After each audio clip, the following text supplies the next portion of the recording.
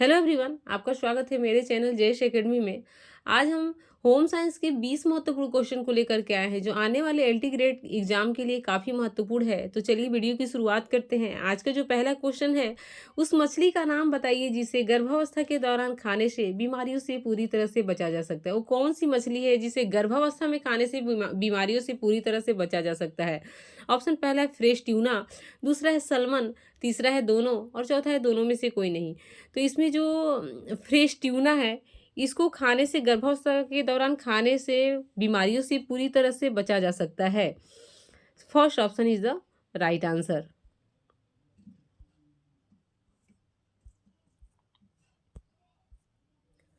अगला है एकमात्र अनाज जिसमें कैरोटीन पाया जाता है।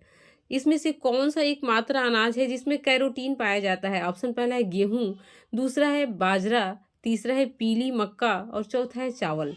एकमात्र वो अनाज है पीली मक्का जिसमें कैरोटीन पाया जाता है। Third option is the right answer.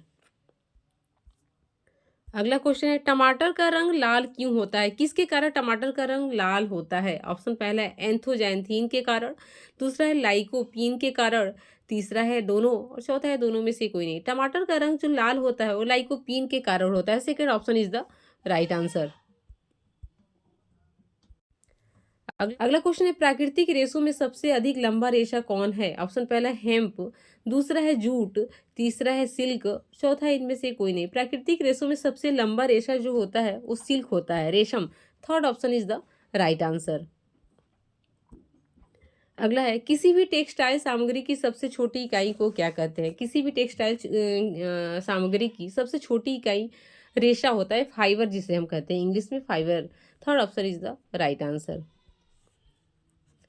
अगला क्वेश्चन है बालूचर साड़ी किस प्रदेश से संबंधित है? जो बालूचर साड़ी होता है वो किस प्रदेश से संबंधित है? ऑप्शन पहला है कर्नाटक, दूसरा है मुर्शिदाबाद, तीसरा है उत्तर प्रदेश और चौथा है मध्य प्रदेश। तो बालूचर जो साड़ी है वो मुर्शिदाबाद से संबंध है इसका। Second option is the right answer. अगला है लीनन के पौधे के लिए उपयुक्त मिट्टी कौन सी है? लीनन के पौधे के लिए सबसे अच्छी मिट्टी कौन सी होती है? ऑप्शन पहला है लाल मिट्टी, दूसरा है काली मिट्टी, तीसरा है भुरभुरी मिट्टी, चौथा इनमें से कोई नहीं। लीनन के पौधे के लिए भुरभुरी मिट्टी मिट्टी सबसे उपयुक्त होती है। Third option is the right answer. अगला है वह प्रदेश जो पटोगला के लिए प्रसिद्ध है, वो कौन सा प्रदेश है? वो कौन सा राज्य है जो पटोला के लिए प्रसिद्ध है? ऑप्शन पहला है राजस्थान, दूसरा है बिहार, तीसरा है गुजरात और चौथा है उत्तर प्रदेश। पटोला के लिए जो प्रसिद्ध है गुजरात है। Third option is the right answer. अगला है जिन तंतुओं की लंबाई बहुत कम होती है उन्हें कहा जाता है? जिन तंतुओं की लंबाई सबसे कम होती है उसे हम क्या कहते हैं? स्टेपल कहते हैं पहला ऑप्शन, दूसरा है फिलामेंट, तीसरा है दोनों, चौथा है दोनों में से कोई नहीं। जिन तंतुओं की लंबाई कम होती है उसे हम स्टेपल कहते हैं और जिसका ज़्यादा लंबाई होता है जिस तंतु का उसे हम फिलामेंट कहते हैं। तो इसमें क्वेश्चन कर रहा है जिन तंतुओं की लंबाई बहुत कम होती है उसे हम स्टेपल कहते हैं। First option is the right answer. अगला है टैगलॉग ऊन है। टैगलॉग ऊन जो है कैसा ऊन होता है? ऑप्शन पहला है निम्न श्रेणी का, दूसरा है उच्च श्रेणी का ऊन, तीसरा है मजबूत ऊन और चौथा है मध्यम श्रेणी का ऊन। जो टैगलॉग ऊन है वो निम्न श्रेणी का ऊन होता है। First option is the right answer. अगला है सूती कपड़ा जलता है तो उसमें से निकलता है। सूती कपड़ा जब जलता है तो उसमें से कैसा लौ निकलता है? ऑप्शन पहला है नीली लौ, दूसरा है पीली लौ, तीसरा है सफ़ेद लौ और चौथा है नारंगी लौ। सूती कपड़ा जब जलता है तो उसमें से जो निकलता है पीली लौ निकलता है। Second option is the right answer. अगला है बोन चाइना का नाम पड़ा क्योंकि यह बनता है। बोन चाइना का नाम पड़ा क्योंकि वो बनता है। किससे बनता है? ऑप्शन पहला है कोयले की राख से, दूसरा है चाइना ग्रास से, तीसरा हड्डी की राख से और चौथा है कुछ धातुओं के प्रयोग से। बोन चाइना जो नाम पड़ा वो बनता है हड्डी की राख से। Third option is the right answer. अगला है स्कूलों में गृह विज्ञान लागू करने वाला पहला राज्य कौन सा है? स्कूलों में गृह विज्ञान पढ़ाने वाला पहला राज्य, सबसे पहला राज्य कौन सा है? पहला है ग्वालियर की रियासत, दूसरा है कोचीन की रियासत, तीसरा है बड़ौदा की रियासत और चौथा उपरोक्त सभी। स्कूलों में गृह विज्ञान लागू करने वाला पहला जो राज्य बना था वो बड़ौदा की रियासत। Third option is the right answer, Baroda राज्य था। अगला क्वेश्चन है शुक्राणु का निर्माण होता है। ऑप्शन पहला है वृषण में, दूसरा है शुक्राशय में, तीसरा है प्रोस्टेट ग्रंथि में और चौथा है इनमें से कोई नहीं। शुक्राणु का जो निर्माण होता है वृषण में होता है। First option is the right answer.